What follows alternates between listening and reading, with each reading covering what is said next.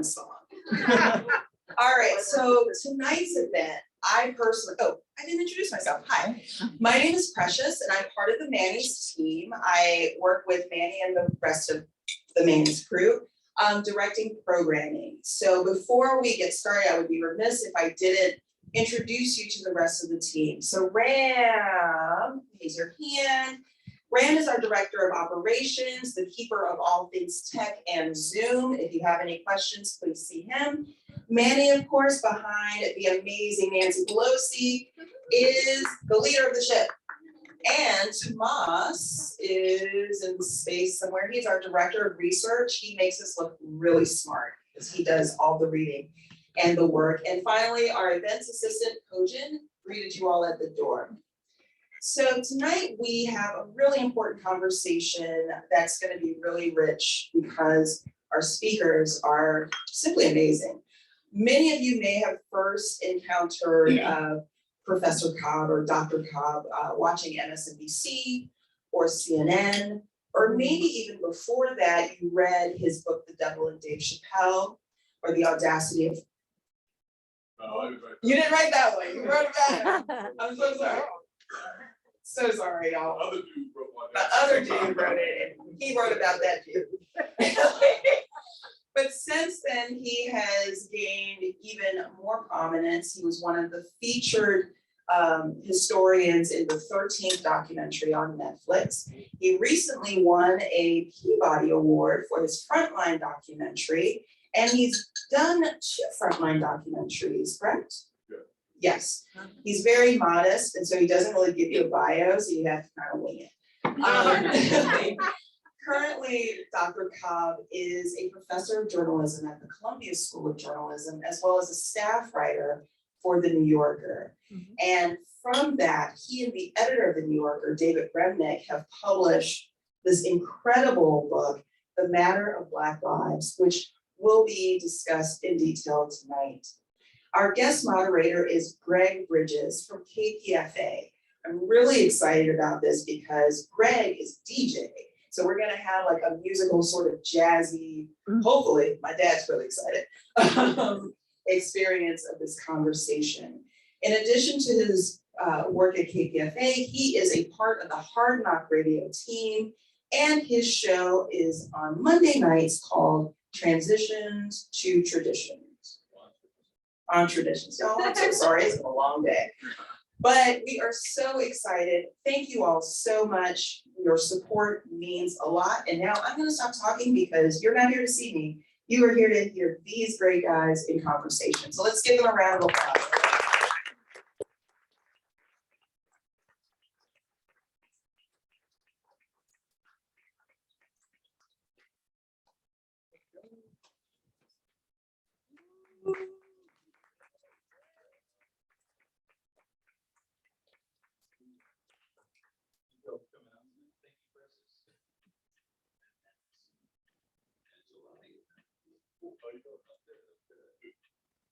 I want to start off by giving you congratulations on the book. I mean, something like this, I know it took a lot of work.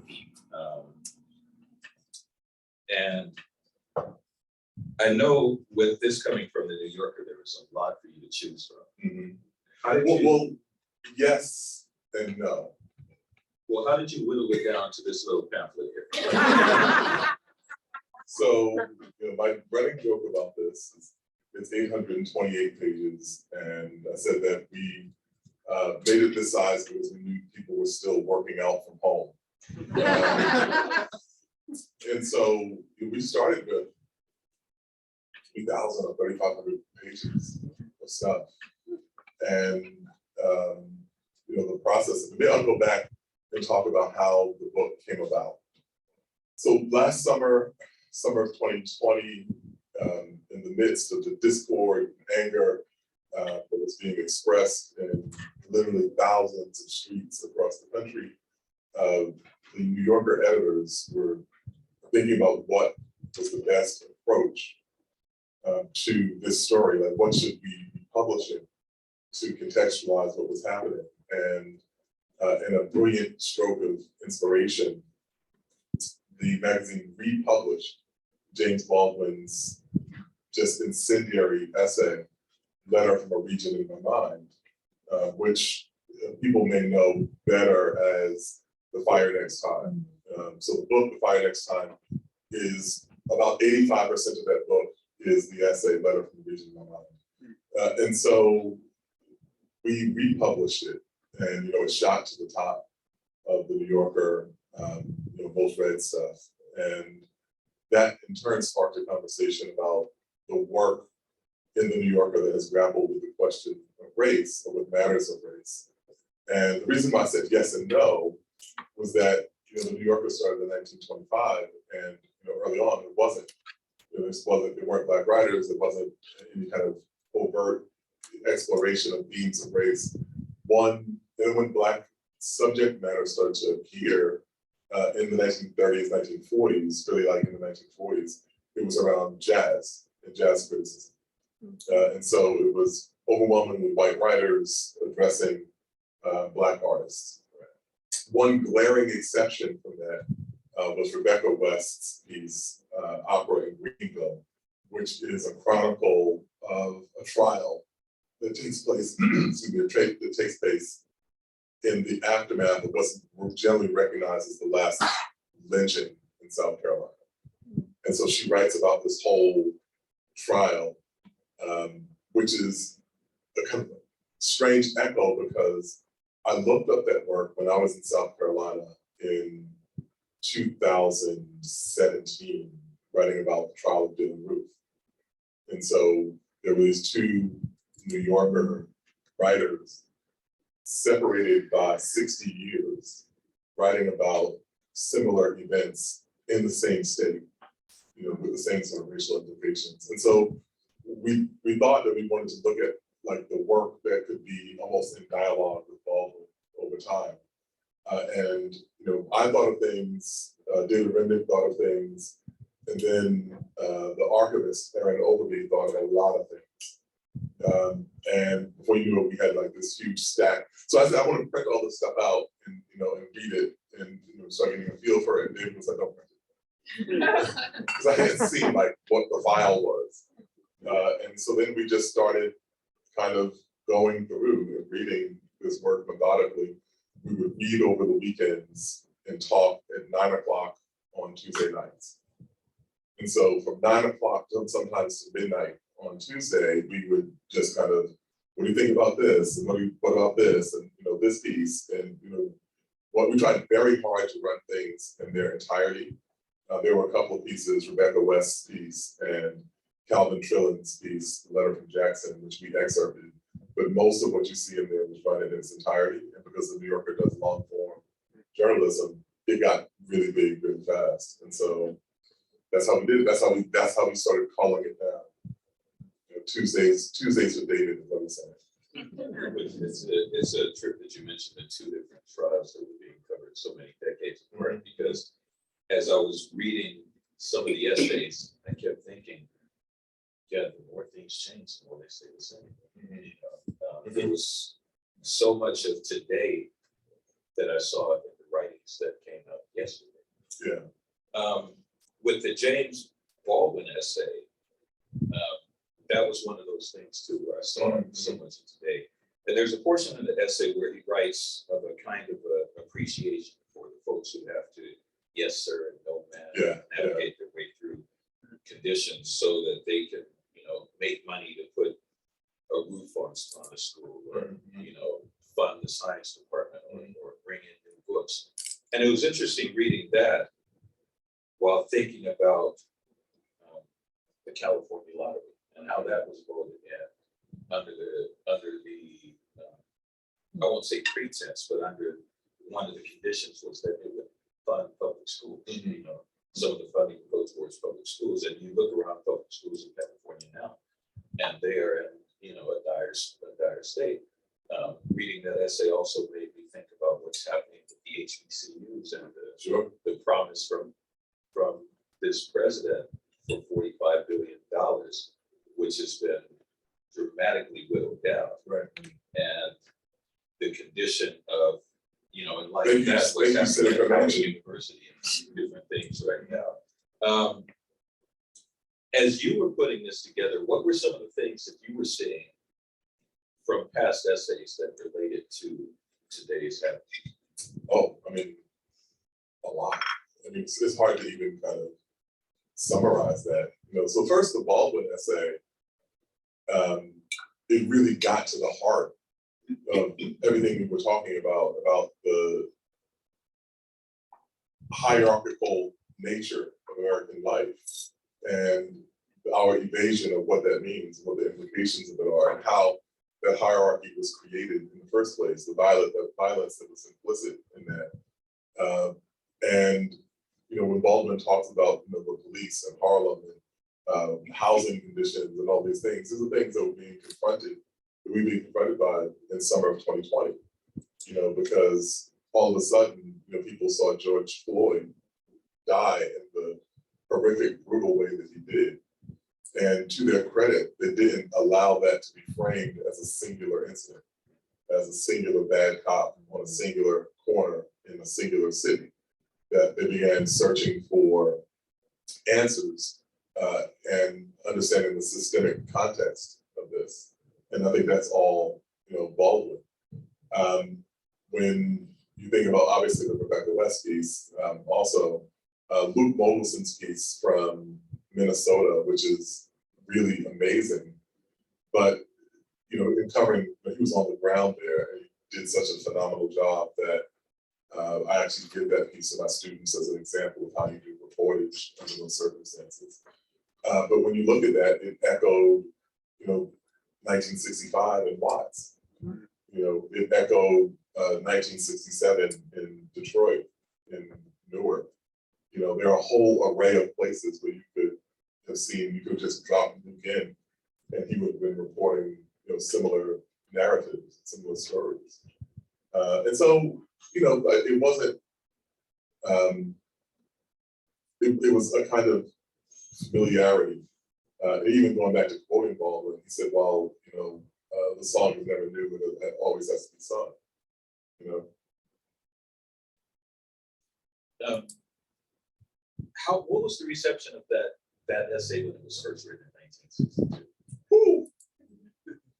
So the first thing you get to say is, like, there's a funny backstory, and I talk about it in the introduction, about how that piece came to be. And so Baldwin, who was a freelance writer at the time, which is such a funny thing you can say, like, you think of James Baldwin as a freelance writer, but he was. And so he had an assignment from William Shawn, who was, you know, the legendary editor of the New Yorker, and he also had an assignment from Norman Potteritz, you know, at Commentary. And Potteritz wanted him to write something about Harlem. And Shawn wanted him to write something about Africa. And so Baldwin kind of wandered around Africa for a few months, actually. You know, he went to Ghana, he went to Nigeria, I forget where all he went. But nothing in his experiences cohered, you know, into an actual statement. It was like, I've been in these places, interesting, had good food, and you know, this is what it was. But he didn't have this kind of reckoning of like the Black American confronts Africa. You know, the way that, you know, Richard Wright, you know, wrote about decolonization in a very different way. But he comes back home, and curiously, his time in Africa makes him want to delve much more deeply into his American identity. And so he sets out in earnest working on this piece. When he comes back from Africa, almost, you know, by chance, he's invited to dinner with Elijah Muhammad. And so while his mind is abuzz with all of these things, he sits down with Elijah Muhammad, you know, this man who's made these incendiary indictments of white people in a way that, you know, no Black person had done before in public. And so that's what I mean, in public. And so, and he writes this essay and then sends it to the New Yorker. He writes the essay he was supposed to do for Commentary and sends it to the New Yorker. Why? Because the New Yorker had a bigger audience, and more importantly, the New Yorker paid them. And so Potteritz lost his mind, never forgave Baldwin for it. Because I think Baldwin finished it and knew he had done something that was, classic. And so the New Yorker ran it. William Shawn, sent it in and put it in the magazine. It came out in 1962, and it just had this concussive effect because, in my mind, I always imagined the kind of unsuspecting Upper East Side subscriber innocently wandering to their mailbox to pick up this magazine, and then finding a manifesto.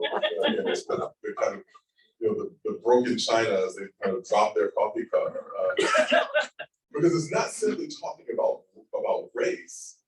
It's an indictment of everything that America purports to be, and the hypocrisies that are implicit with it. And so people weren't really prepared for that. But what it also did was open the door, almost literally, for Jelani Cobb, who became the first staff writer at the New Yorker the following year, the first Black staff writer at the New Yorker the following year. How did that hiring change or did it change? It did in a particular way, and I'm glad you brought that up because Jelani, who I just think the world of. Well, before we get to that, I have to tell you my favorite Jelani Cobb story. We met under terrible circumstances. We were on television together in the aftermath of the murders in Emanuel Abbey in South Carolina. And so we were both there. I think the CNN had us on air talking about the context of it. And there was this market that we wanted to go to. I was going to go. She was like, "Oh, I wanted to go there too." So we set out, and I kind of looked this up on my phone, and it said that it was walking distance, but South Carolina is different. It's not, they don't really walk there, So we set out walking, and also I don't know if you all know this, but South Carolina is really hot in the summer. Good Lord, we made it 3 blocks and just sweat was pouring off of us, And I'm also kind of the great Charlene Hunter Galt. She and Hamilton Holmes integrated the University of Georgia. When you read civil rights books, she is in them, And so I'm kind of guarded, being around her because I'm with this eminence. And because people don't really walk there, this gentleman pulls over. He's like, "Are you all okay?" And I was like, "Yeah, we're just walking to this thing." And he was like, "Do you want to ride?" And before I could say no, because I'm a New Yorker, Charlene said yes. And so we start walking across the street, and I look at her, and she sees the look, and she's like, "Oh, it'll be fine. Or this motherfucker will kill us. But either way, we'll get out of the sun." And I was like, Charlene Hunter Galt said "motherfucker," which is and that's having subsequently gotten to know her. She said "motherfucker" a lot of times. So it's a staple in her verbal diet. But yeah, so she was the subject of a story. Calvin Trillin, who's also in this collection, was reporting about what was happening when she integrated the University of Georgia. People throwing rocks through her windows, people threatening her life, and so on. And he, came down and met her, interviewed her, wrote about her, and she wanted to be a journalist. So she told him, "I'm here doing all these things, but I really want to pursue a career in journalism." And so he conveyed that to William Shawn, who then contacted her and said, "If you're interested in pursuing journalism, when you graduate, we'd love to have you." And so she came. And she said she realized that there was this whole swath of life that wasn't covered in the magazine, and that she had this terrain. And then as of now, the talk of the town section is super competitive. People think that physical real estate is really hard to come by in New York City. Literary real estate in that particular section is, and so everybody's always jockeying to get something in talk of the town. But she realized she had a subject matter, a lane that no one else was covering, and that was this population, which was a quarter of New York City. And that was where she started. And she was like, she didn't write, she took pains to point out, she didn't only write about that, but she was the only person who did write about that subject at that time. When it came to putting this collection together, how did you make choices? Was it by author, by subject matter? Both. So we had fights. Interestingly enough, the biggest fights that David and I had were about him wanting more of my work in the collection and me wanting more of his work in the collection. And one, argument that I lost was that, he wrote this profile of Aretha Franklin, which is really, really good. And I felt like it was a great addition, but he was like, no, we have to take it out and so on. And he was like, I can't be editor-in-chief of the magazine and putting my stuff in the book. And I was like, okay, well, it's good. It really warrants being in here. And so I lost that argument. I think he had like 4 or 5 pieces from me. And I was like, this is not the Jelani Cobb collection. And so we're gonna pull this out and like this out. And so those are the kind of biggest conflicts we had about, things. Then we decided that some people, how do you cut a Toni Morrison piece? Because we had a bunch of those to choose from. And so then we decided that we would get these pieces that we thought were most resonant from her. We had a bunch of Skip Gates, Henry Louis Gates pieces. And I think he wound up with 3 in there at the end. And then Hilton Als, who could have had a whole section of his own. And I think he has 3 pieces in as well, but his is the final one. His essay, Homecoming, which kind of bookends Baldwin's essay in terms of themes. And so those 2 went together in a way. So that was an easy thing to think about including. But we had an embarrassment of riches really to choose from. You mentioned Toni Morrison. There's an essay, actually I read a couple of essays of hers in the book, but there's one that I read specifically after I read the essay by Chimamanda Ngozi Adichie. Chimamanda's essay is titled "Now's the Time to Talk About What We're Actually Talking About." Toni Morrison's essay was "Mourning for Whiteness," but the relationship between those 2 was the Donald Trump presidency. Now, it would be an understatement to say that Barack Obama and Donald Trump are opposites. And for many, it would be a stretch to consider Obama's administration to be progressive. But it seems an even bigger stretch to consider an inexperienced, and these are the quotes, unstable, stubbornly uninformed, authoritarian demagogue as the next answer, to the presidency of the United States. How did America go from voting for 2 terms for Barack Obama to, being convinced that this next guy was the answer? I mean, they've always been men like Donald Trump. Yeah. There always have been men like Donald Trump. And America has turned to them time and again. It was just most egregiously visible. But that seemed like a very dramatic term. Yeah. Right after. Yeah. I mean, he's by far the most ignorant person to occupy the White House. But, this country has been inclined toward and oriented toward that level of autocracy for a long time. And, I was thinking about this the other day. If there's any theme in the work that I've done at the New Yorker, it has always been about the essential nature of Black history in the United States. And I don't say that as in a kind of generic sense of, oh, we should know the history of this community and so on. It's because the worst, most anti-democratic, fascistic aspects of American life have consistently been demonstrated in this one arena. And we need to understand the history of Black people in this country to understand the shortcomings and Achilles heel of American democracy.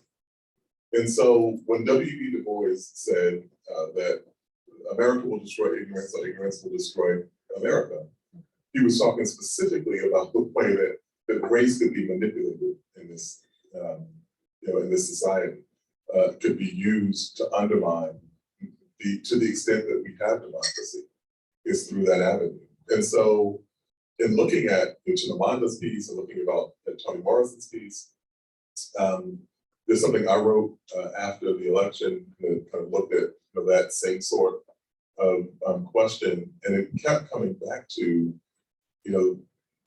the one time that this country nearly ceased to exist, the closest we've ever come to ceasing to exist, has been over the question of whether or not Black people would be human beings and citizens, or whether we would be sold, trafficked, raped, and bred for the benefit of white people. Like, that has been the fundamental central question. And in that context, someone like Donald Trump made sense. It would have been shocking if we didn't see someone like him in response to someone like Barack Obama.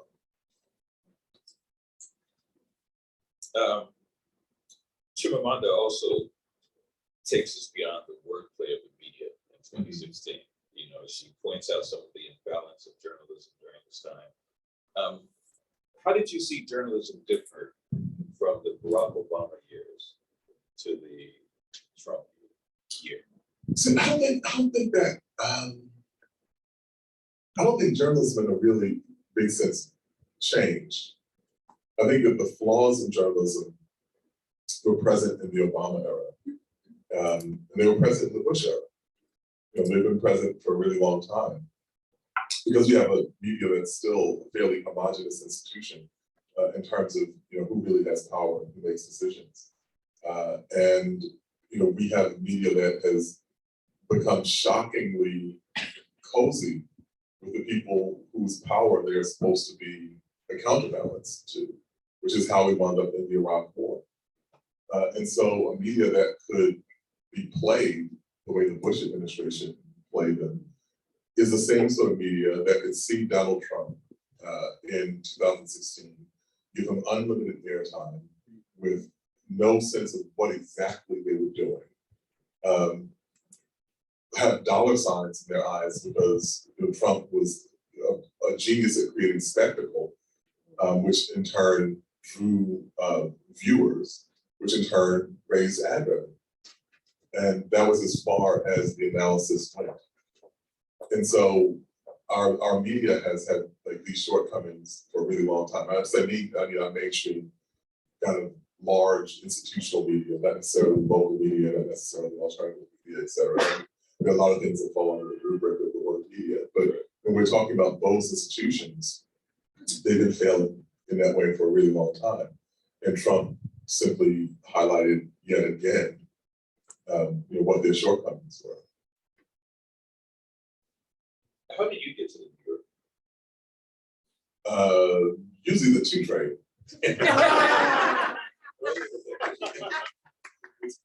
So it's an interesting story, which is that,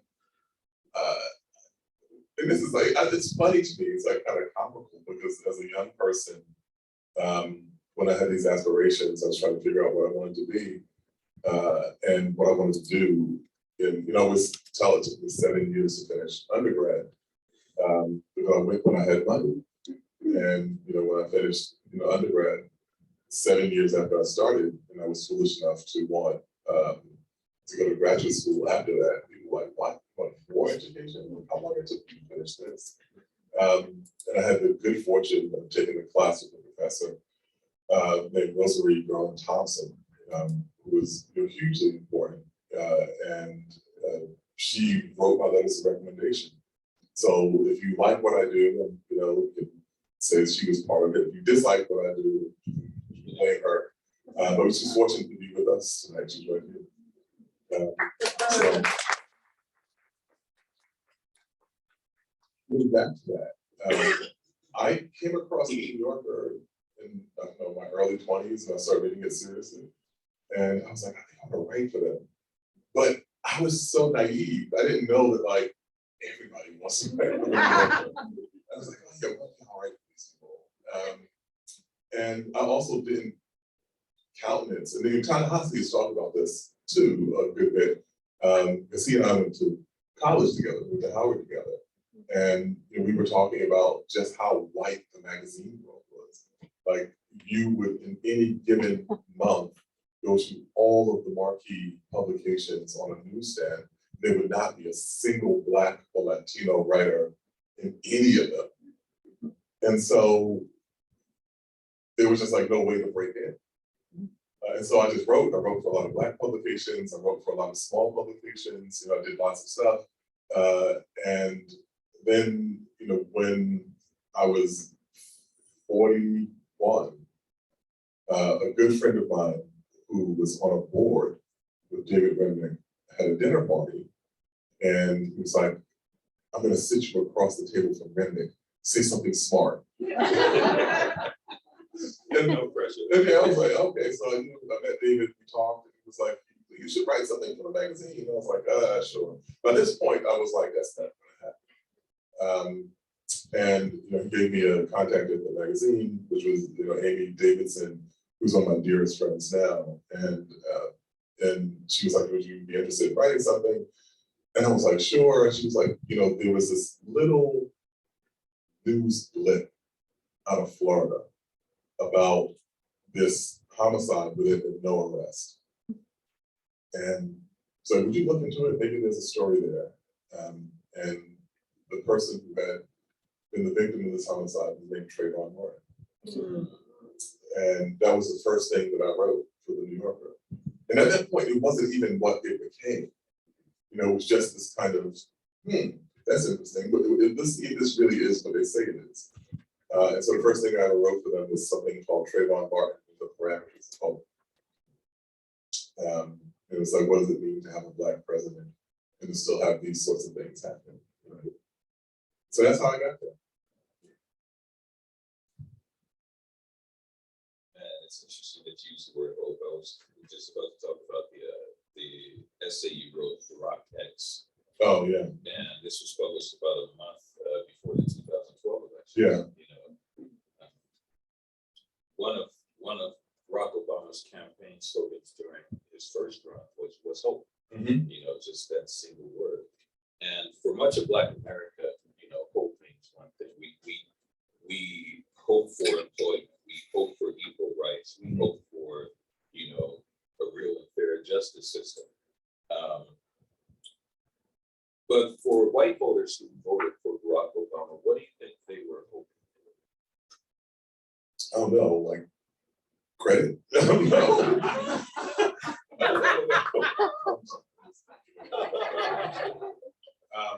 But it was kind of like, I was glad when Get Out kind of satirized, like, I would have voted for Obama a third time. I'm started hearing that. And, the thing that was like loath to point out, because I'm a historian, I think this way, was that we had, I think the first time we got 42% of the white vote, which, to be fair, was a larger percentage than Al Gore got or John Kerry got. But it was still a minority of white voters voted for a candidate who did not share their race.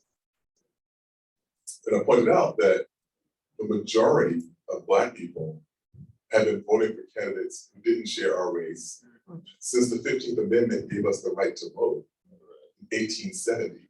Yeah. But no one looked around and said, like, Black voters, oh wow, they don't take race into account. They just vote for the candidate. Based on like who the candidate is, and they voted for this person who doesn't share their racial background. We're post-racial. Like 42% of white people did in 2008. We were like, hallelujah, it's done. We reached the promised land. And so there was always that kind of contradiction, implicit within it. And at the same time, it was a momentous development. It was a clear, linear trajectory. I was a delegate in 2008 for Obama. And in Georgia, where I was living at the time, and my father had fled Georgia as a 17-year-old you know, at a point in his life, but one of my kind of cornerstone memories of my father was him taking me into the voting booth with him in 1976 when he voted for Jimmy Carter. And, you know, he was kind of showing me why this was important, which was, you know, something I did with my daughter 2 weeks ago. And I took her into the booth with me when I voted in the mayoral election. And, you know, I kind of explained to her, I was like, there are two people who are here, we have to choose between, you know, one of them is named Eric and one of them is named Curtis. I'm not crazy about Eric, but Curtis is crazy. So we're gonna go with Eric. And I let her like shade it in.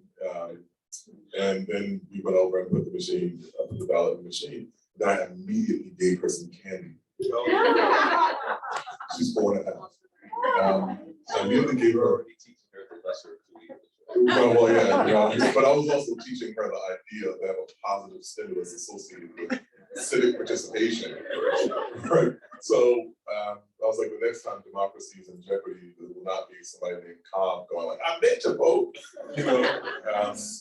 And so anyway, that was like that kind of the kind of loop. And I don't even remember how we got on that question. But yeah, whatever. So that's that. Well, in that same essay, Barack X, you raised an interesting question with the subject of being ready for a Black president. And the idea of whether America was ready for a Black president. And to that, you posed the question, if Black America is ready for a Black president. Elaborate on that question and what did you find the answer to be to each of those questions? So, I mean, you know, what I meant by that was that, you know, we had these kind of wildly disparate conversations, you know, about what a Black president could be or would be. And from the outset, I was thinking about what the kind of counterbalance of that was going to be. Oh, okay. I was thinking about what the counterbalance of that was going to be, like what would happen, like what kind of backlash that could come from it. One of my good friends said in 2008, he was like, you know, before the election, he was like, you know, if he gets elected, the Voting Rights Act is gone. And I was like, you're probably right, you know? And so I think we were caught up in the idea of there being a certain kind of realization of aspirations, which were very important. You know, aspirations to be included in democracy, aspirations to be represented, et cetera. And I wondered if we were really prepared to think about the bullshit that was also going to come with it. And the way that it could also be a mechanism to drive things backward. And now, you really didn't want to talk about that at that moment because people were so ecstatic, but it was something that, like, quietly, you know, like I had those conversations with, you know, a number of people. Again, I mean, that was valid things to think about. Sure. Do you think that there was also a fear there for Black voters if Barack Obama became president? You know, fear of, I mean, so I know that there was a fear for his safety. Sure. But do you think that there was a fear in other ways that would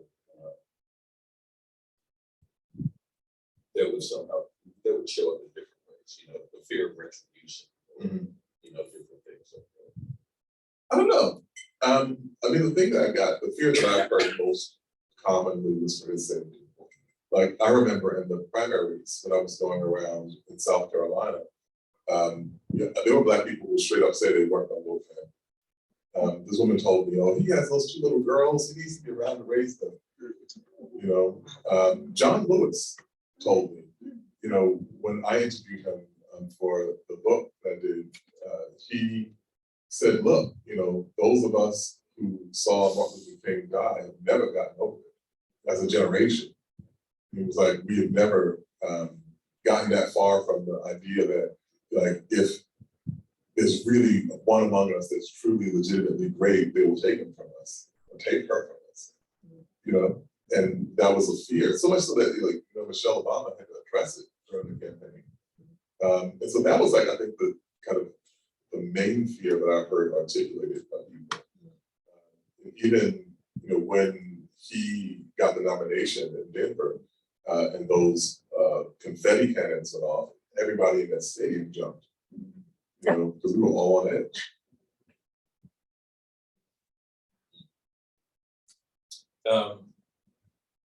The book is titled after one of your essays, The Matter of Black Lives. Tell us about that essay. That was the profile of Alicia Garza. And, I was really interested in this, the fact, this apparent paradox that at the moment where Black people were represented at the highest level of American politics, there was this resurgence of grassroots in the streets activism. In his memoir, Obama talked about turning to politics because he felt that there was a natural limit to how far grassroots activism could go. And he felt like he had run up against it. And he was like, I have to try this other thing. And he ran with that farther than anyone in their wildest dreams imagined that he could go. And we saw at that very point, again, this issue of the limitations of what that office and what the limitations of him holding that office were. And we went back to the exact opposite direction, where we saw this groundswell of on the street, in the neighborhood, down at the core level activism that became the best expression of our hope of achieving some sort of justice in America. And so I thought that talking with Alicia about that was really, for me, profound, because her role in Black Lives Matter and the role of other people who were doing similar work was really highlighting that point. It's not an either or, but it's a both and. How did that become the title of the book? That was David, actually. I want to say, because I wouldn't have ever put the title of something I wrote as the title of the thing. And we went through a bunch of different titles, and none of them were quite right. And in the back of my mind, I knew kind of Matter of Black Lives to be a good title for the collection. But I was never going to say it. And then David was like, I think we should just go with The Matter of Black Lives. So take the title of that essay. And I was like, sure. If you insist. But earlier, prior to that, it was Precisely as Bright and as Dark. That was the title, which is from the Baldwin essay. It said the future of America is precisely as bright and as dark as the future of the Negro here. Now, anyone, those of you looking at the size of the book, don't be intimidated by that. It's a really good read. I love the way that it's broken up into the different sections. And the essays in each section all relate to each other. What was, whose idea was that, the layout for that? So that was, what we took were kind of departments from the New Yorker. And then when we had the kind of working list of the stuff that we wanted to include, we then started thinking about how they connected to different kind of elements of the New Yorker, and putting them together. Then it was kind of like Jenga, because we does this fit here? Does it go there? It's like this. And so, we went back and forth on that a lot. And to this day, I don't really have a recollection of what's in the book. I have to look at the table of contents because we went through this dizzying array of different collections. So different kind of iterations of this collection. So we finally get to what we have. And I remember reading it when I got the first galley and thinking, yeah, I think we got what we were trying to get, which was a good feeling, but I was worried that I'd look at it and go, it doesn't really reflect what we're thinking about, but I think it does. Yeah. One of the things that I does, being a music person as well, I really like seeing the Sonny Rollins piece. Oh, Stanley Cross. Stanley Cross, yeah. You were talking about, we we were talking about. Well, about Stanley Cross. But tell us, did you work with Stanley? Yeah, no, so what I said was I was friendly with Stanley, and then I took that back. I said, no, I loved Stanley. It should not be taken to mean I was friendly with Stanley. Because people who knew Stanley knew he was very hard to get along with. Stanley wasn't always friendly with Stanley. Stanley wasn't always friendly with Stanley. You know, Stanley, I mean, Stanley got into a fist fight with a critic who brought up that review of his book. Not for the first time, actually. And so, but like, it's a terrible thing. You shouldn't go beat up critics. I just don't want to advocate violence. But what happened after was so textbook Stanley that it just like always cracked me up. Because he sees this guy who just trashed his novel, and he's at an outdoor cafe, and Stanley like comes over and starts screaming at the guy. The guy stands up, and Stanley's like hits the guy. They're scrapping at the outdoor cafe. And then like when it gets broken up, Stanley said, if you ever do something like that again, the next time will be much worse. That's what like gangster rappers. I didn't know they were like gangster jazz critics. And so, you know, that was kind of Stanley. He was like this very belligerent figure. And if you know his politics and like my politics, our politics are completely different. And the first time I met him, we were in the midst of an argument. He gave a talk in Brooklyn. And I think I was 24, 25. And I was there with Ta-Nehisi actually, with the writers conference. And we just lit into him afterward. It was just a huge argument. And he did something which was surprising to me, which is like in the middle, at the end of it, he gave me his card. He's like, call me sometime. Oh yeah, whatever. I think I'm gonna call him like 2 years later. And we got into another argument. And then we wound up arguing for 25 years until he passed away. But you know, in the midst of that, you know, Stanley was also somebody who encouraged me, you know, as a writer, and encouraged a lot of people, you know, as writers, you know, and did actually like kind, genuine things that people would never associate with the kind of belligerent figure that people knew to be Stanley Crouch. And so when we were going through these essays, you know, I mean, first off, the Sonny Rollins piece warranted being in there on its own merit. But when we had any kind of decision about it, I just was like, I feel like we need to have Stanley in this collection. And so that was kind of how that decision got made.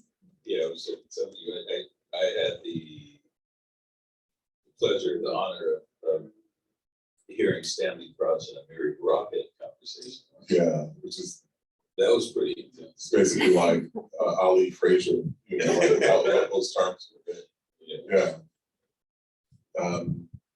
But you know, there's a posthumous collection of Stanley's essays that's going to be out next year that I wrote the foreword for, and it was the kind of interesting thing of going back through, you know, all that he had done and you know, all the kind of evolution of his life. And, you know, he was a really kind of fascinating figure in a way, and I learned a lot from him.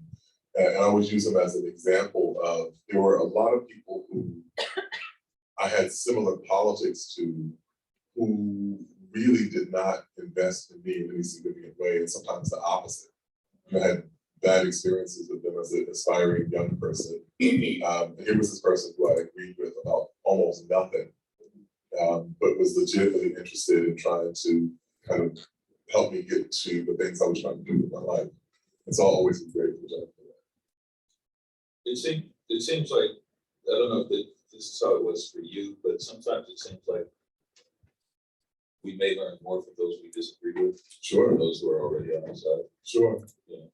Yeah. I tell my students that, you know, and there's an anecdote that goes with this, which is as a young person, I was into boxing. And you know, when you kind of take up boxing, you learn all the punches in sequence, you know, and you learn to throw combinations and all that. You usually do this on a heavy bag. And I was big, strong, you know, I could like knock that heavy bag around, you know. And I'm getting like really good. I'm like, okay, I got this, you know. And then they put me in to spar with this guy. And I was sparring with him, and he was smaller than me.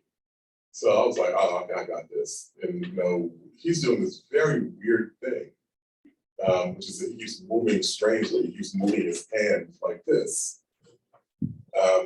And And then it occurred to me belatedly that he was punching me in the face. And his hands were so fast, I would only see them as they were coming back. And I point out to my students, I said, talking to people who you agree with is like the heavy bag. Right. Talking to people who you disagree with is like sparring. And you have an inflated sense of your own abilities because of the heavy bag, but the heavy bag doesn't get back. And as soon as I got into the ring with someone who did, this happened.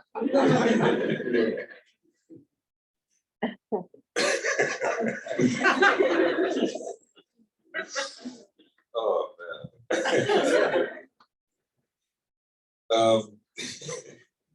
With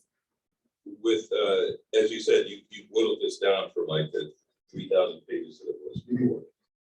Is that an indication that there may be a volume 2? We thought about that, but I think it's one and done.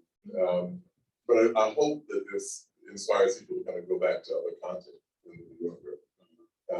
There's a lot more. And then, there are all these collections like that are coming out. There's a collection of the New Yorkers writing on the environment, which a lot of people, if you are a subscriber, you know that the New Yorker was covering this thing called climate change way before it was part of the mainstream conversation.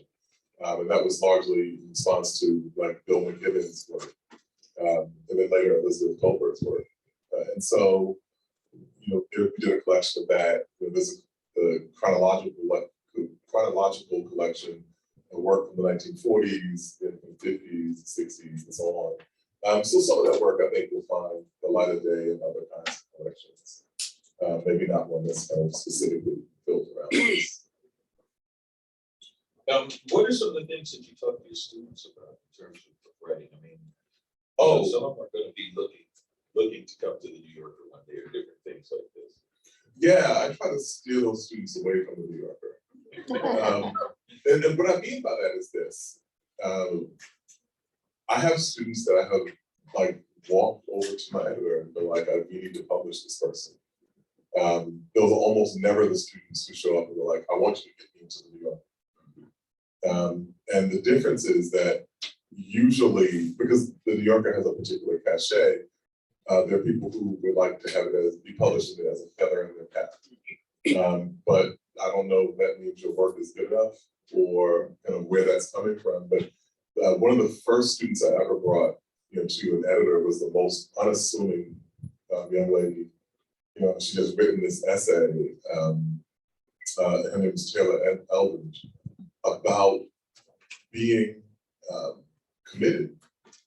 That she had had a mental health crisis, and she had found a friend who was like a young white man who had also been committed. They were, late teens, early 20s, and they were in this place until they could meet this almost arbitrary standard of wellness that would allow them to go home.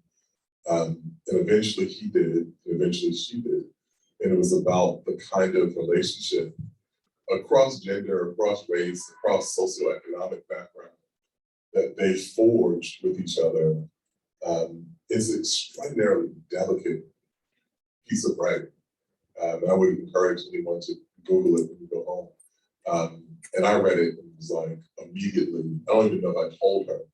And I called my editor and was like, we have to publish this, And so, that's kind of one of the things that happens. But also, I tell them the same things I tell any, aspiring writers, that you have to read broadly, read voraciously, read things outside of the arena that you're interested in working in. So if you are an essayist, read poetry, or if you are a playwright, read essays, or kind of outside of your genre, because those things give you. I always point out that August Wilson started out as a poet, and then he realized he wasn't a good poet. And what he took from poetry was the sense of economy and phrasing sentences, and when he started writing plays that made that language sing in that particular way, and he'd gotten what he needed from poetry and moved on from it.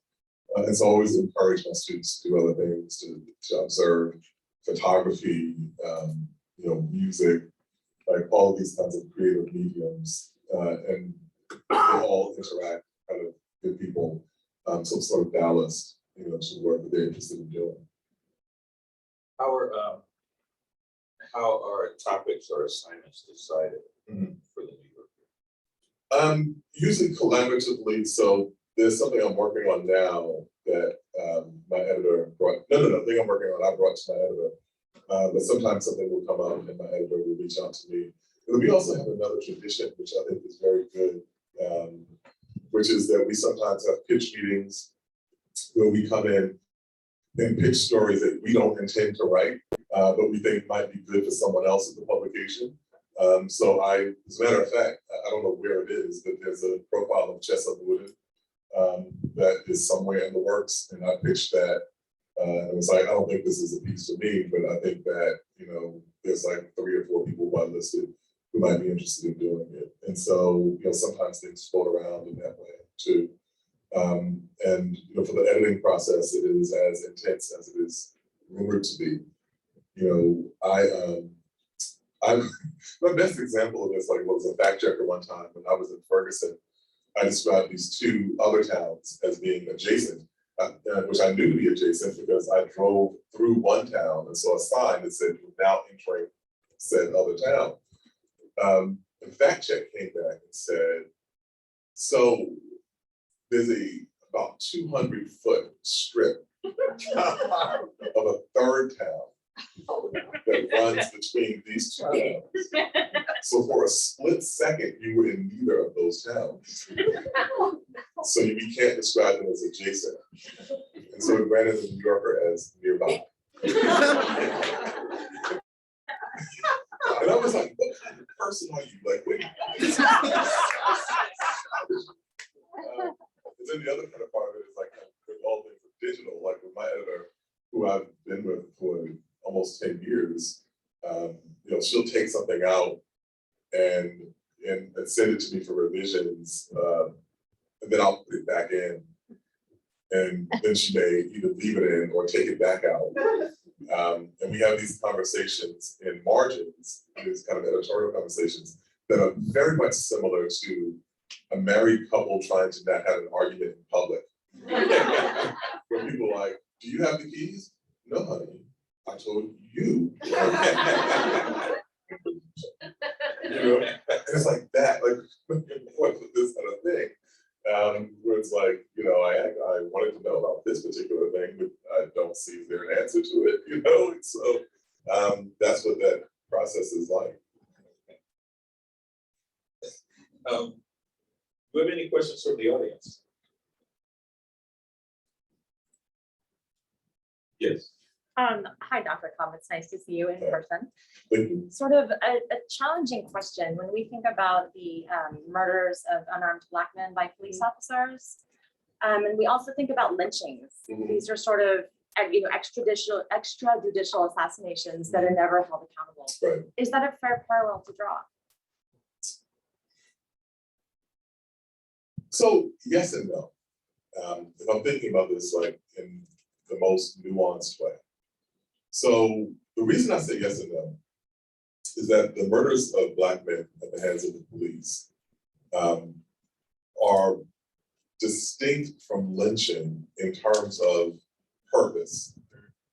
So with lynching, it was specifically meant to remove Black people from political contention and to be the kind of violent wing of enforcement of Jim Crow and the revocation of Black citizenship. And I think that obviously if you kill someone, you revoke their life, including their citizenship. But I think that the way that policing operates in this country is different because we have police who exhibit a phenomenal degree of violence, period.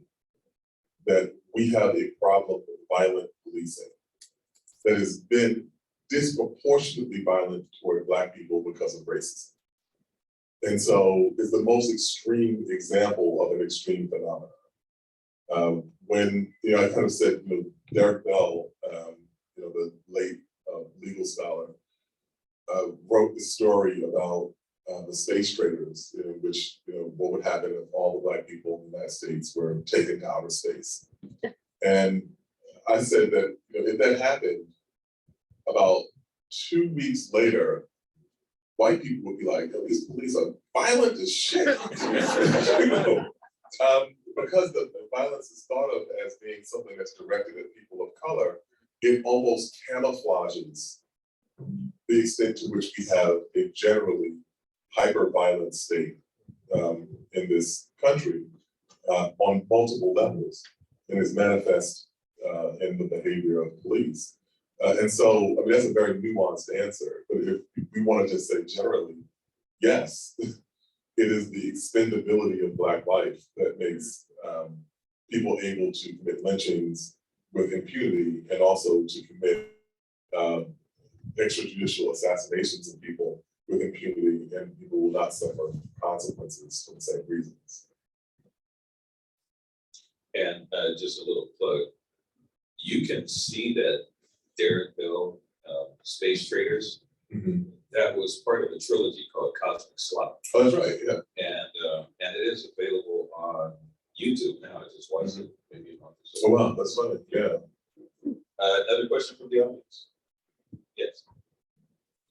And can you speak up a bit too? I will. You said at the start around how white the publications were. Mhm. And so as you moved there, both in academia and in centers of power still continue to be white. Yeah. So how do you maintain your own authenticity with them as you move through them? Your art with your own. That's a good question. The question, in case you didn't hear it, was that, you know, the corridors of power, you know, are white in academia and in media. And how do I maintain authenticity as I kind of work in those arenas? I think that the benefit of, so I was covering a story one time, and I was with this film crew who were doing something else. We were all riding together. And this guy didn't know me, didn't know my work, anything, wanted to know what I did. And I said, I teach at Columbia and I write for the New Yorker. He was like, wow. And he said, do you feel validated? Which can sound like an offensive question, but I think this was a legitimate curiosity. He was the person who was like really curious. I said, do you mean, do I feel validated by being at these two very elite institutions? And he was like, yeah. And I was like, no. Because it would mean that I value the New Yorker more than I value one magazine in Washington, D.C., which was this tiny Black publication, which literally published the first thing of mine that I ever written. And it would mean that I value Columbia more than I value Howard or Spelman, you know, where I got my first job teaching. And so the benefit of coming to these places later in my life was that I never had any question about them making me. If I'm indebted to anybody, I'm indebted to Black folk for those things. And the other part of it is that, I don't know, like I don't really feel compelled to be, like I don't feel like I'm actualized in those spaces. And it gives me freedom, I think, to talk much more forthrightly, you know, about what's going on and where things are, or what I think is important. And so people know, you know, pretty much what they're going to get with me coming in the door. And so one of the things that I tell my students, though, is there's a piece, Tyrone, I'm trying to remember his last name. There's a biologist who was profiled in the New Yorker. And he was a terrible, terrible kind of situation. He was a Black biologist, is a Black biologist, and actually out here, I think he was, he's at UC Berkeley, or as I think y'all call it, Cal. So he, African-American, grew up in a tiny town in South Carolina in poverty, but would always, like when it rained, he would study the puddles where, you know, tadpoles were. Was always like one of those children who was fascinated by the natural world. It went on to earn a PhD in biology. He did consulting, you after kind of entering academia.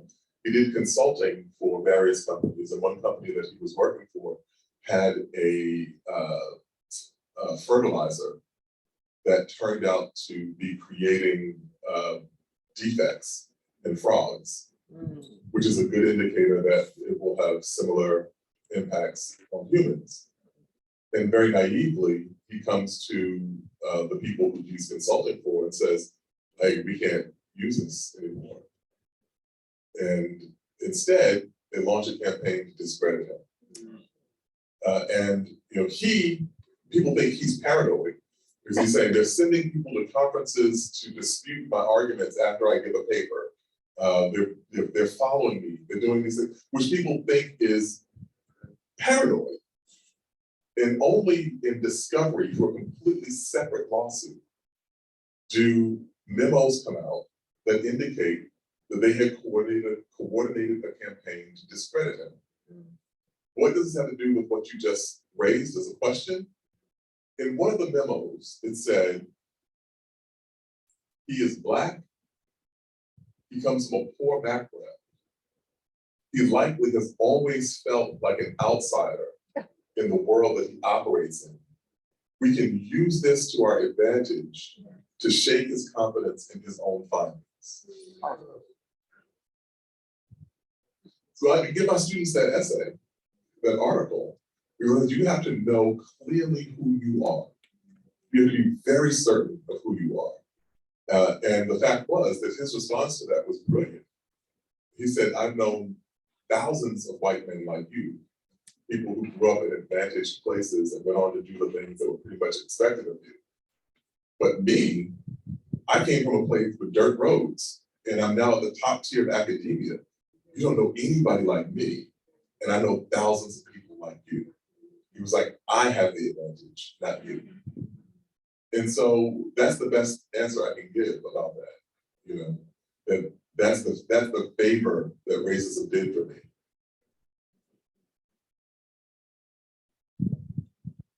Any other questions from the audience? Yes, sir. So when did you get like really good at writing? Tomorrow. I will say this, thank you for that compliment. And I'll also say that to the extent that, I learned writing, the first thing that I learned was, through rap, as a young person. I grew up with, Run and DMC were my older brother's classmates.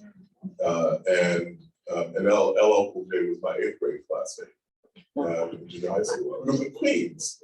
Like, think about how many, I grew up in Queens and like how many well-known rappers. Like, there's a whole list of people who I knew growing up, just because that was what people were doing. And so we were all writing raps. And it wasn't, I think, until I got to college that I realized that the skill set that you cultivate in writing raps is the same skill set that you need to write anything else. That language is supposed to have a rhythm, that you try to cultivate images in the mind of the reader or the listener, that you avoid cliches, that you, like all of those things that are part of lyricism, are also part of writing essays or writing articles or writing books or other forms of writing, that those are transferable skills. And that's why I also tell my students to read widely, because you learn, a cross-disciplinary approach. What was your rap You have to go there. This will indicate exactly how much of a nerd I was. So I used to do graffiti, and in graffiti you need a tag, you need a word that nobody else is doing. So I was tagging the word heist at first, like bank heist. And then I realized there were like 2 other dudes doing heist. And so I was like, if I'm like doing heist, nobody will know it's me. And so I had to come up with another word. I was 15, I was in 10th grade biology, we were studying genes and traits. And I started tagging the word trait. It was TRAT. And then I was MC trait, which is like very fun, which is the nerdiest thing. But to this day, if I'm like bored, I'm sitting around, I'm wasting time, I'm like on a piece of paper, MC. I still do that. Just not in spray paint, Now, that brings a whole different image. Yeah. So right now, in my head, I'm saying insecure. Oh, right. He's arrayed in front of the Yeah, mirror. exactly. Any other questions from the audience? Yes, sir. Just want to say thanks for all the years of rhythm. I ain't quite hear you. I just want to say thanks for all the years of rhythm. Oh, thank you. You say it out loud, and I've been reading it for years. So Thank you. yeah, I like that analogy. How about a dad? I'm a dad also. How about your favorite story of your daughter? I don't really talk about my daughter. I try to talk about mine. I try to keep that like part of my life, separate or particular. But I will say that I think that it's very true, that we understand life differently through the lens. I should also say I have a 29-year-old daughter. And so I understand life very differently through the lens, of the two of them. Particularly one of the things, and I wrote about this in the book, Hip Hop, was about how much ambient sexism we tolerate. And it's like, I know it's very cliche that like men don't like really countenance these things until they have daughters and whatever, but I'd fall into that quote. I stopped listening to hip hop, for a long time because I was like, wow, this is like really, really vile, and I think it causes us to at least kind of think twice about some of those things. And so when I wrote, the book, To the Break of Dawn, it was kind of trying to reckon with some of that. And that's where some of that came You in the black mask. You had a question. Yeah, you had. Yeah. So early in the Could you speak up? Okay. So earlier you talked about how African American history is essential, right? And then, but I think we live in a world where arguably it's easier than ever to just read stuff that concerns your beliefs already, just follow what you want to do. So like sometimes like these messages don't reach the people that we probably need to reach the most.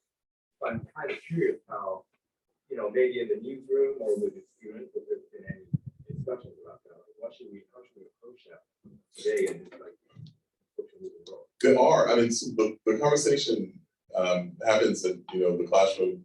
It happens in the journalism schools. Happening in newsrooms. It's happening everywhere because people have this phenomenon of a la carte reality. You can just only engage with the parts of reality that confirm what you think, and that's incredibly dangerous. But one of the things that we have to address clearly has been the demise of local media. Because, while people don't trust Congress, we always have this, polling kind of cliche at this point that, Congress has a 12% approval rating and so on, but they don't really explore that people tend to have a higher opinion of their congressional rep, even if it's not the congressional rep that you voted for. So it's that you distrust the institution as a kind of amorphous entity, but you trust the specific part of it that you are connected to. So it's very easy to distrust media if it's national media, national broadcast media, or even national print media like the Washington Post or the New York Times, which are effectively, the nation's newspapers. It's different when you're reading the work of a journalist whose kid goes to school with yours, or a publication where you run into the editor in the supermarket. And those are exactly the kinds of publications that have been cratered by the internet. Now, at some point or another, we're going to grapple. I know I'm saying this in San Francisco, so I might run me out of here. At some point or another, we're going to have to grapple with what tech is doing to democracy, big tech. And particularly for like Facebook, which is indefensible at this point. Not only because of how the algorithms work and what they've done, and polarization, et cetera, but last year all the ad revenue that went into publishing, 85% of it went to either Facebook or Google. So literally everyone else was trying to divvy up that 15% in a way that allowed them to survive. That's just plain unsustainable. If we want to have any kind of democratic society or any kind of democratic access to information. So, yeah.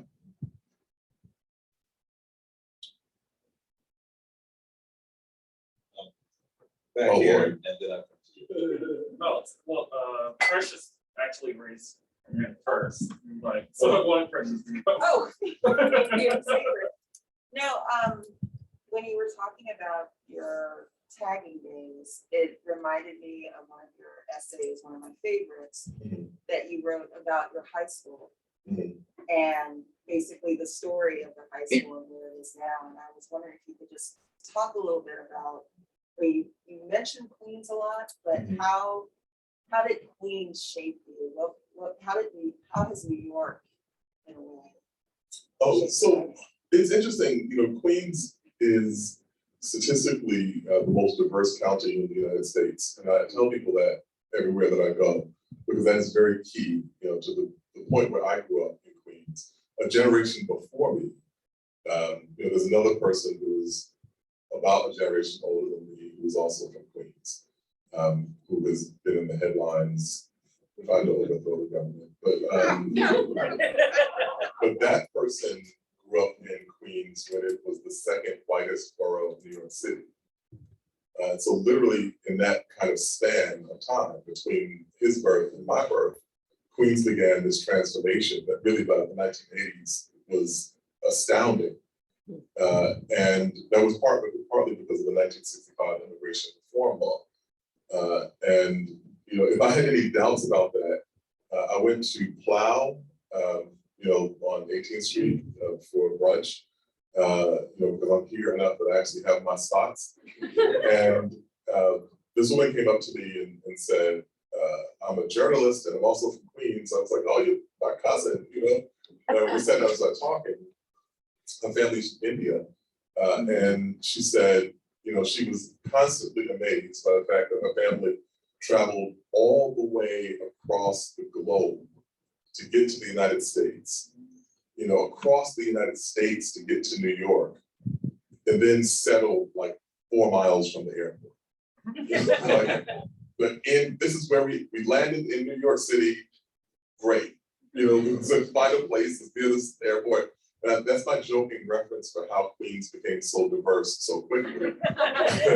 As people were coming to America after the 1965 law, they were like, this seems like a good spot. But what that meant was that, I was growing up in this world that was multi-ethnic and polyglot and diverse and all these other things.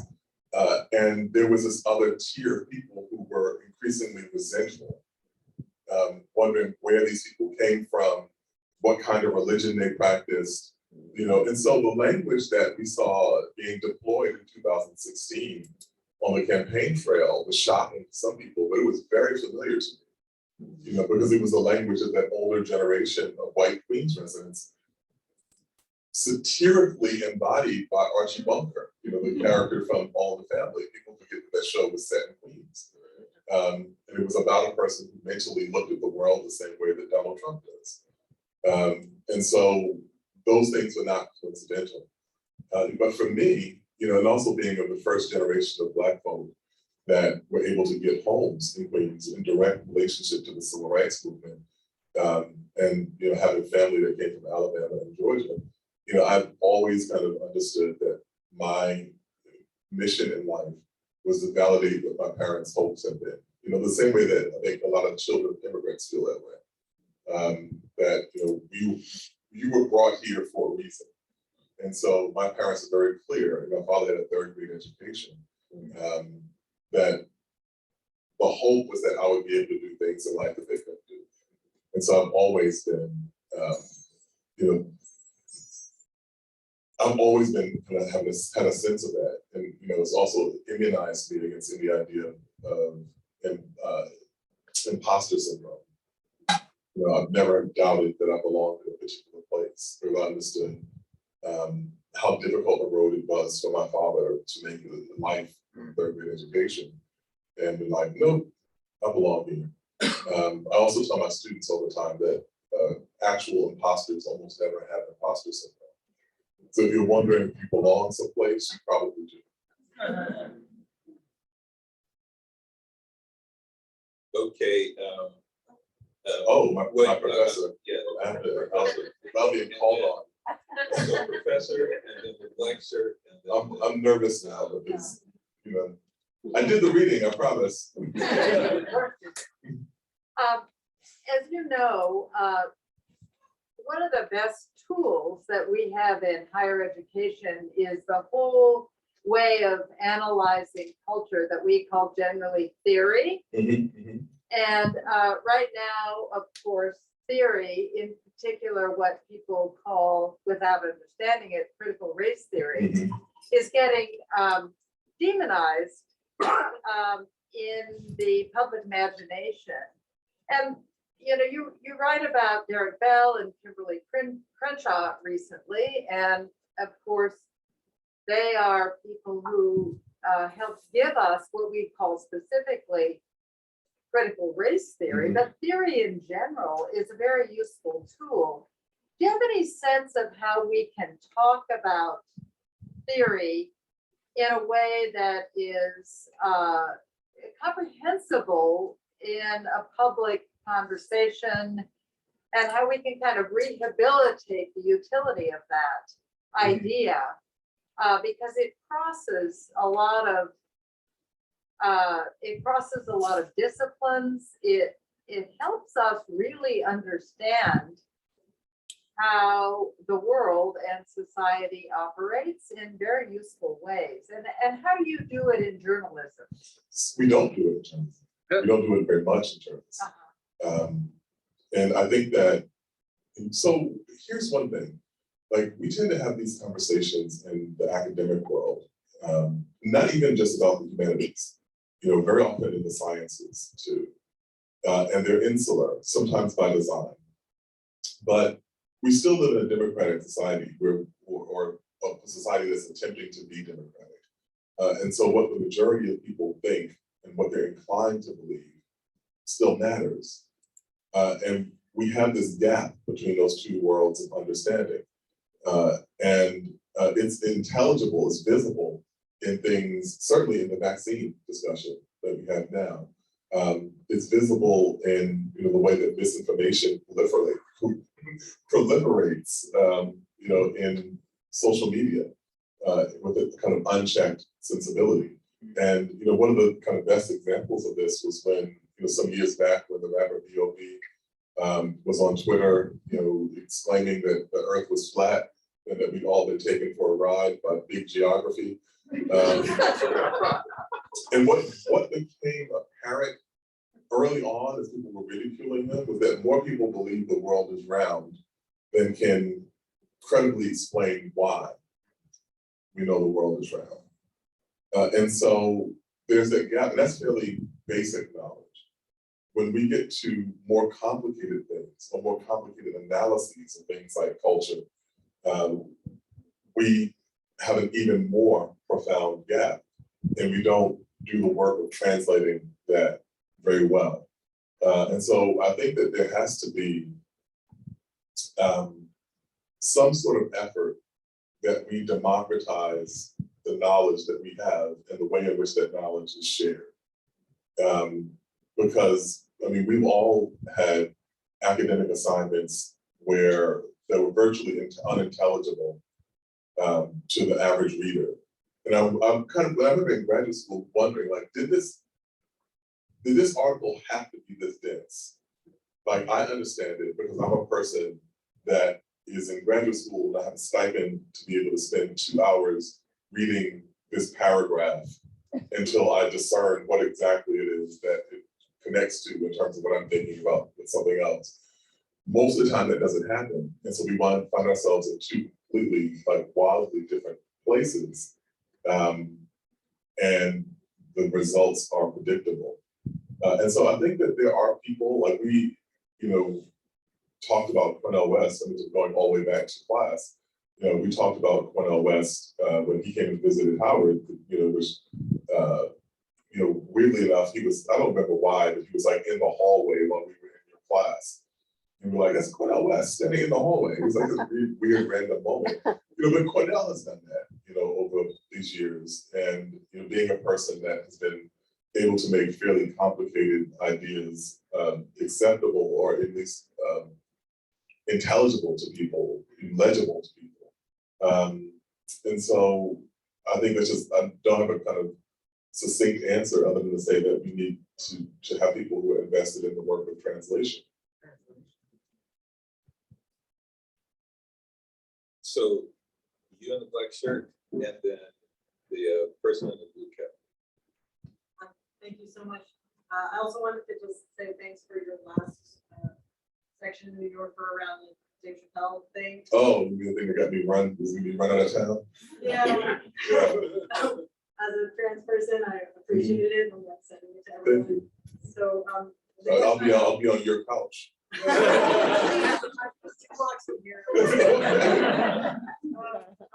I'm an academic and a computer scientist. I study marginalized people in tech. I'm getting ready to start faculty job next year at Penn. Congrats. Thank you. So the question I have is kind of that sometimes studying issues of marginalization as a marginalized person, obviously, it's a kind of delicate position to be in. I think it's valuable to have the experience, but I'm also concerned that people will take my work less seriously because I'm seen as coming from that range. Right. And I'm just curious if you have advice for someone who's trying to navigate that in academia more generally. Yeah, you know, The View from Somewhere. Oh, the author of that book. I'm not blanking on the title, on the author's name. It'll come to me. But it's a book about journalism and the kind of falsity of objectivity. And that what we usually call objectivity is just a kind of default upper class white male perspective. And we think of that as like the kind of voice of God, you know, arbiter. But the argument in the book points out how much crucial journalism was done by people who were invested in a particular perspective. Like it took Ida B. Wells to say, you know, we might want to actually like double down on our investigations of these lynchings.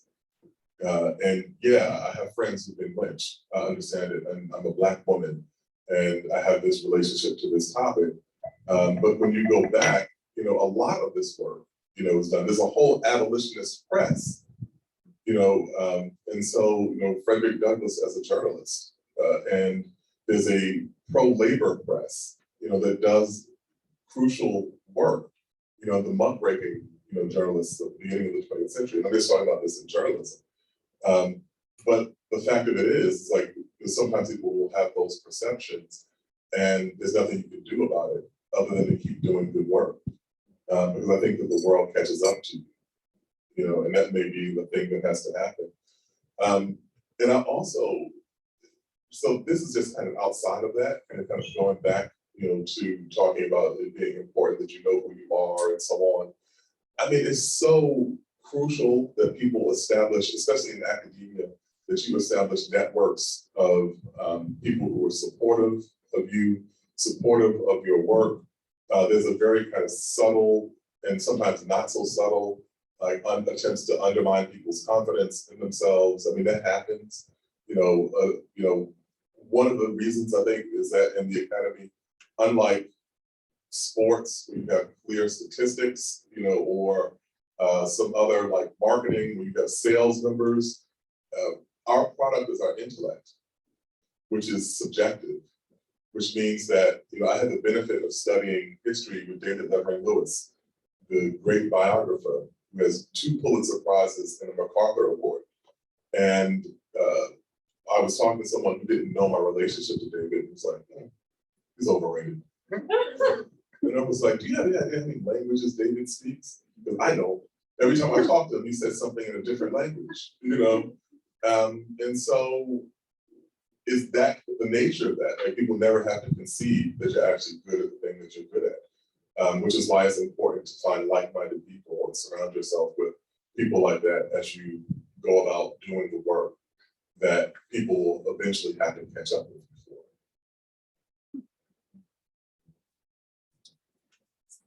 Oh, yes, sorry. So, because this is a very loaded question. Oh. You know, as someone who's an historian like you are and has done tons of research, you know, going far back, you know, I'm thinking of in terms of, well, the matter of Black lives, life and death situation sort of thing. When we think about the civil rights movement and what Martin Luther King and everyone during that era was able to bring about, which I would believe will be a new consciousness towards, you know, closer to equity. I would say not there for Black people, but closer. And the age that we live in now with technology and what we are able to see, and in the way that we have been able to actually witness Black people being murdered, I would say, what is the key component, or what key components do you think might be in the future to bring forth a new consciousness again to, I guess, get us a little bit closer to equity, and not just in terms of what we're able to accomplish, because we have accomplished many things, but are we able to stop being killed? Yeah. So that's the thing, because living in somewhere like San Francisco, and I do work in a nonprofit organization, I'm on a very diverse advisory board, you know, and even being in that place that I'm in, I still witness a lot of these incidents where, you know, there's almost still a knee-jerk reaction to call police on a mentally ill Black person or someone that's really not doing harm to anyone. And like, I've been part of that where it's very close to me, where, you know, when the police show up, they might be thinking of safety, but I'm also thinking about, I could, you know, I might not walk away from this, even though I might not be the person that the cops were even called on. So what components or key components can you theorize that might help bring forth that next step in consciousness? So I'll tell you, I don't know.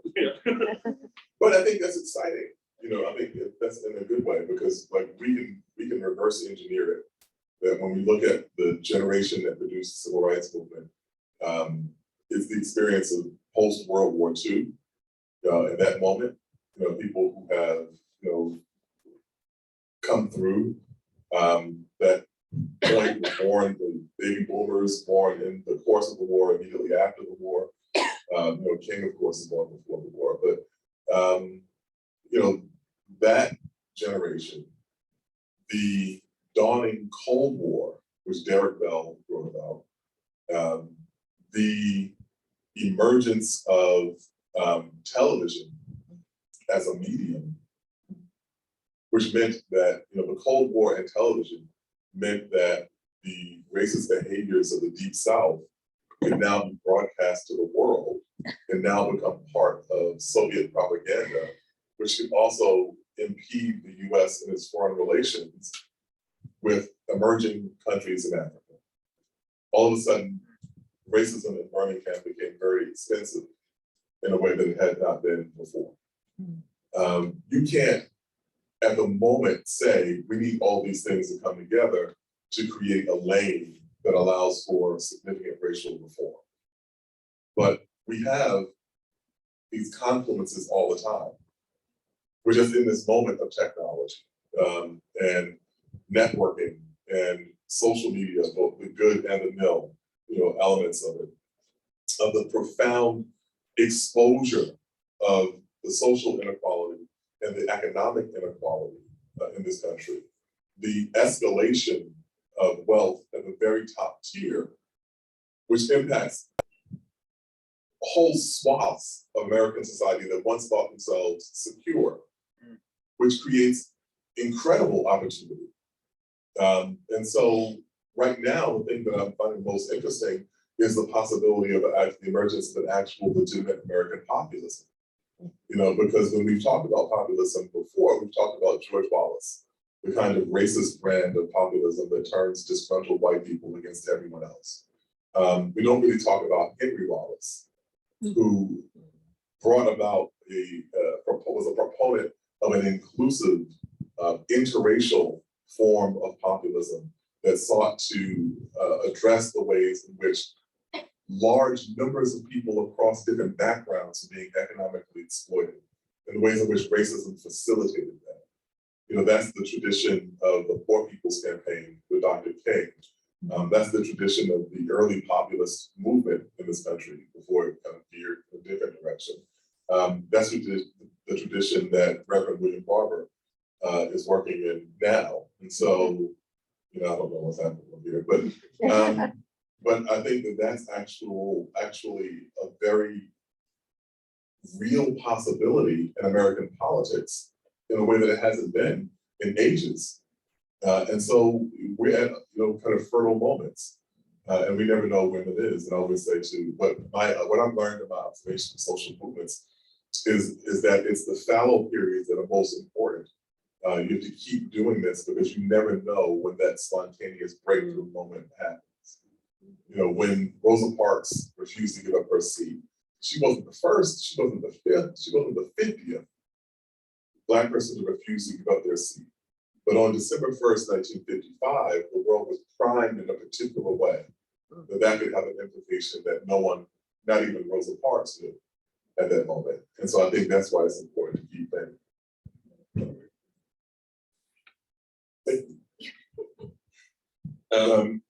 Again, I just want to thank all of you for coming out tonight and being a part of this experience.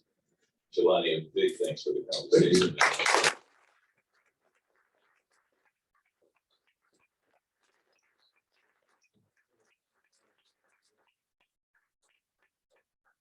And again, thanks to Manny's and Precious and the staff here for making us go well.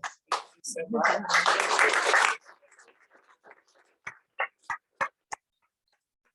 Another round of applause, please.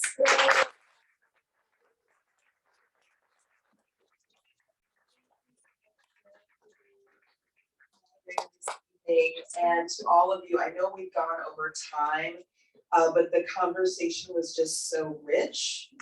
And I didn't see anyone rushing for the doors. So that is a sign of a successful event. So thank you again, Professor Cobb, all of you tonight. I just want to kind of wrap things up. I mentioned as we opened what Manny's is, what we do. The way we are able to have programs like this, pretty much every night, we have something going on for the community, is through a family of sponsors. So Ram, do you have? And we have some sponsors here tonight who have sustained us, as you all know. 2020 and 2021 were the ultimate fighter challenge for small businesses. But thanks to our family of sponsors who stuck with us with monthly contributions of at least $36, we have been able to thrive, and we're gonna keep growing. And if you are so moved, we invite you to become a sponsor this evening as well. Rand is going to put up the QR code so you can see it from anywhere in the room with your phone. It takes you right to more information about that program. I want to especially thank those of you who purchased enabler tickets. Those were a little bit higher, but they literally enable us to do this work. So thank you, thank you, thank you. And those tickets did come with signed copies of the book. So please see me after we wrap to get your copies today. To just let you know a little bit more about what we have going on here at Manny's. Tomorrow night, we are hosting a fundraiser for Afghani refugees. If you have any time tomorrow, even if you can't come, please stop by our website, welcometomannys.com, and consider making a donation. This is a cause that is very near and dear to our hearts, and we want to be there and support this growing community here in the Bay Area. As always, you all are amazing. Thank you all so much. Please follow us, tell your friends about this amazing place. Have a great night, And when you're ready to exit, we'll be exiting through the back door next to Speaker Pelosi, who is so happy you guys are here tonight. All right, thank you all.